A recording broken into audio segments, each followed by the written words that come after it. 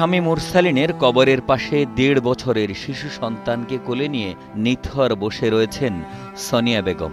চোখে অশ্রু, ঠোঁটে নেই কোনো শব্দ, কেবল নিথর দৃষ্টি। পাশেই মুরসালিনের চাচাতো ভাই আজিজুলের কবর।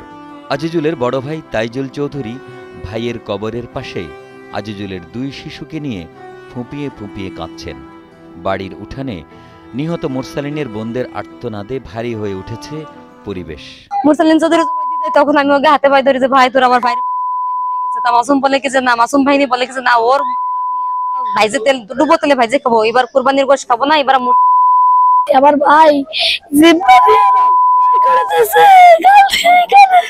আমার ভাইরে ঘরের থেকে বাইর করে নিয়ে মাসুম চৌধুরীর বাহিনী এবং আরো বাহিনী আমার বাইরে হত্যা করার পরে আমার ভাই গার উপরে উঠে দুমায় দেখে বুকের ভিতরে দাবাই দেয়। আমি মাসুমের পা ধরি এবং বলি যে ভাই তুমি আমার ভাইরে আর মেরো না, আমার ভাই এখন নাই, আমার ভাই আমার বাইরে আর না। আমি পা ধরে কান্দে, আমার ভাই আমারে বলে তুই আমার হাত ছাড়িস না, মুন্নি আমারে মারি ফেলাবে। বাগেরহাটের মোল্লাহাট উপজেলার সিংগাতি গ্রামে চৌধুরী বংশের ২ পক্ষের মধ্যে দ্বন্দ্ব দীর্ঘ ৫০ বছরের পুরনো। প্রথমে জমিজমা নিয়ে শুরু হয় এই বিরোধ।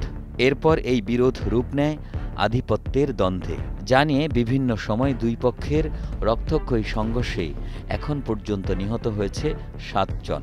এর মধ্যে ঈদুল আজহার দিন কোরবানির মাংস বিতরণকে কেন্দ্র করে সংঘর্ষে জড়িয়ে পড়ে চৌধুরী বংশের এরশাদ চৌধুরী ও মাসুম চৌধুরীর লোকজন। টানা ৭ম-বারের মতো বেস্ট টিস্যু পেপার ব্র্যান্ড হিসেবে স্বীকৃতি পেয়েছে বসুন্ধরা টিস্যু। এ সময় নিহত হন এরশাদ চৌধুরীর ছেলে মুরসালিন চৌধুরী ও তার ভাইপো আজিজুল চৌধুরী। আহত হন উভয় পক্ষের অন্তত ৩০ জন, যাদের মধ্যে কয়েকজনের অবস্থা আশঙ্কাজনক।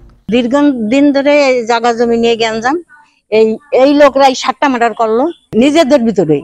আপন চাচাতো ভাই। কোরবানির মাংস বিতরণকে কেন্দ্র করে কিছুক্ষণ বাক বিতন্ড হয়, কথা কাটাকাটি হয়। এরপরে ওরা নিজে থেকে দেশীয় অস্ত্র, রান্দা, ছুরি, চাপাতি এগুলো নিয়ে এসে আমাদের বাড়ি অতর্কিত হামলা করে চাচা আজিজুরকে জায়গায় স্পট মার্ডার করে।